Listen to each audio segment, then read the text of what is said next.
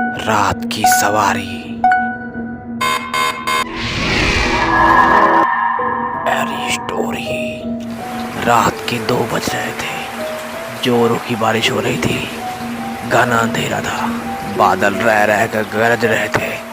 थोड़ी थोड़ी देर पर बिजली चमकती तो आसपास की चीजें दिखाई पड़ती थी, नहीं तो हाथ को हाथ दिखना भी मुश्किल लग रहा था। झारखंड के घाटशिला स्टेशन के बाहर रामधीर अपना ऑटो लगाए सवारी का इंतजार कर रहा था। इस मौसम में सवारी मिलने की उम्मीद कम थी, फिर भी हो सकता है कि कुछ देर बाद आने वाली ट्रेन से कोई सवारी आ जाए। करीब एक आधे घंटे बीत जाने के बाद बिजली चमकने पर एक मॉडर्न लड़की 18-20 साल की बैग टांगे हुए वहां से आई। उसके सीधे ऑटो के पास पहुंची और उसे मुसाफिरी चलने को कहा। रामदीन ने कहा, रात का वक्त है मैडम जी, चलने का 500 रुपया लूँगा, नहीं तो 2-4 घंटे का इंतजार कर लीजिए, सुबह 100 रुपये में ले चलूँगा। लड़की ने कहा। अभी 200 रुपये ले लीजिए, बाकी पहुँचने के बाद वहाँ पर दे देती हूँ।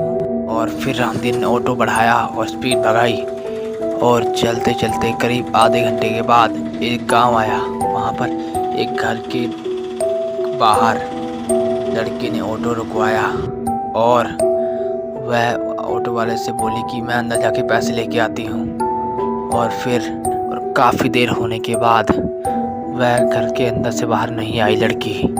तभी रामदीन परेशान होकर घर का दरवाजा खटखटाया और वहाँ से एक बूढ़ा आदमी निकला। बूढ़े आदमी ने कहा, अरे भैया, तुम कौन हो और इतनी रात गए यहाँ पे क्या करने आए हो? तो रामदीन बोला, जो साहब थोड़ी देर पहले आई हैं उन्होंने मेरा भाड़ा नहीं दिया है। तभी रामदीन की नज़र एक फ़ोटो पे पड़ी। उसने कहा, यही मेम साहब तो आई थी, उन्हें स्टेशन से लेकर आया हूँ। तो बूढ़े आदमी ने उसे आश्चर्य से देखा और बोला, अरे इसे मरे हुए तो 8 साल भी हो चुके हैं। देखो फोटो पर माला डाला हुआ है और ये मेरी पोती थी, ये कैसे आ सकती है? यह सुनकर रामदीन के होश उड़ गए और वह अपने ऑटो के पास चला। देखा उसके ऑटो में 300 के नोट पड़े हैं। उसने उसे लेके चलता बना और उस दिन के बाद से ही उसने ऑटो चलाने का काम छोड़ दिया। और भी हॉरर स्टोरी के लिए सब्सक्राइब जरूर करो इस चैनल को।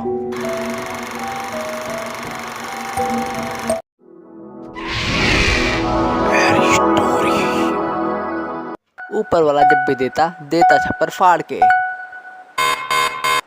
एक झोलापुर नाम के गांव में एक रामू नाम का किसान रहता था। वह बहुत ही ईमानदार और भोला भला था। वह हमेशा दूसरों की मदद के लिए तैयार रहता था। एक दिन जब वह शौच के लिए गया और उसके बाद शौच करने के बाद जब वह घर की ओर लौट रहा था, तभी उसने रास्ते में देखा एक खूंटी गड़ी हुई थी खेत में, जिसके कारण वह गिर पड़ा। और फिर उठने के बाद उसने सोचा, यह खूंटी किसी और को ना लग जाए, कोई और ना गिर जाए, इसलिए मैं इसे उखाड़ देता हूँ। जैसे ही उसने उखाड़ा, वहाँ पर एक सोने के सिक्के से भरा हुआ बक्सा निकला। उसे देखकर रामू ने बोला, ये पता नहीं किसका है, मुझे तो नहीं पता, तो मैं इसे क्यों लूँ? जब राम ने दिखाया है तो राम है, पहुँचाएंगे घर पर। उसके बाद वह घर की ओर निकल चला और घर जाकर उसने अपनी बीवी से सारी बात बताई।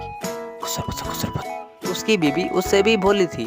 उसने यह बात जाकर अपने सभी पड़ोसियों से बता दी। उसके पड़ोसी बहुत ही खतरनाक, चालू और चालाक लोग थे। वो लोग फिर निकल पड़े सोने के सिक्कों की तलाश में और उन्हें जगह ढूंढी। उसके बाद वहाँ पर खुदाई शुरू कर दी।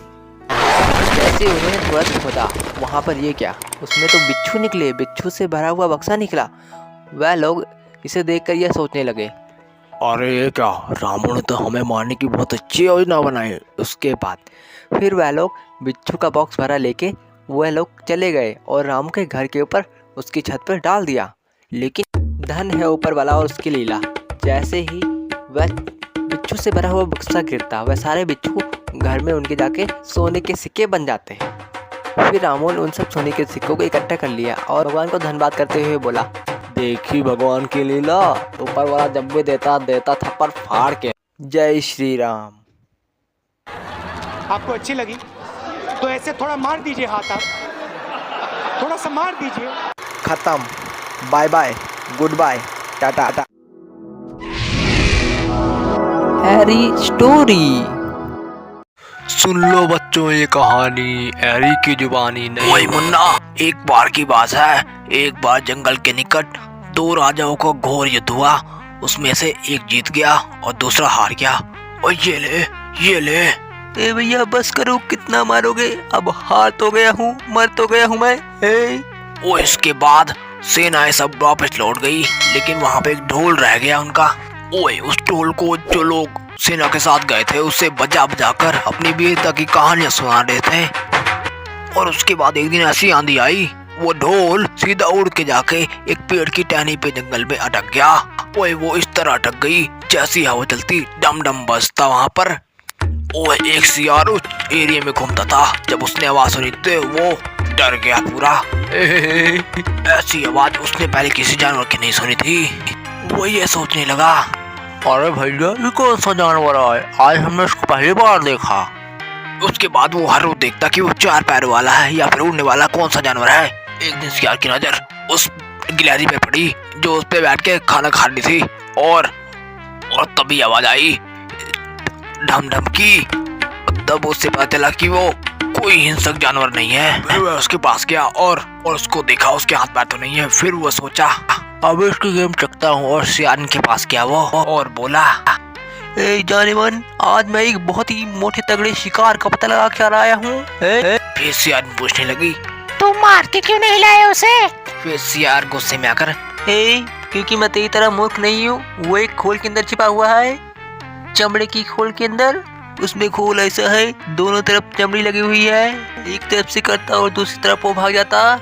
वे कुछ देर बाद फिर वो दोनों निकल पड़े उसका शिकार करने के लिए। जैसे वो थोड़े पास पहुँचे, फिर से आवाज आई ढम ढम की आवाज। फिर सियारी बोली, ये किसकी आवाज है? फिर सियार बोला, ये तो उसी की आवाज है। फिर दोनों ने प्लान बनाया और सियार बोला, तुम एक तरफ से दबोचना और मैं दूसरी तरफ से।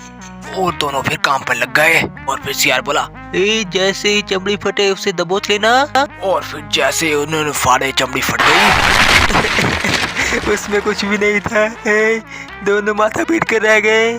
और फिर सियारी बोली, यहाँ पर तो कुछ नहीं है, हमको उल्लू बनाए। गद्दाई कर बे, आए गद्दाई कर बे। और फिर सियारी ने सियार को खूब मारा, ठो ठो ठो। और तब से फिर सियार बिना कुछ सोचे समझे कुछ नहीं बोला।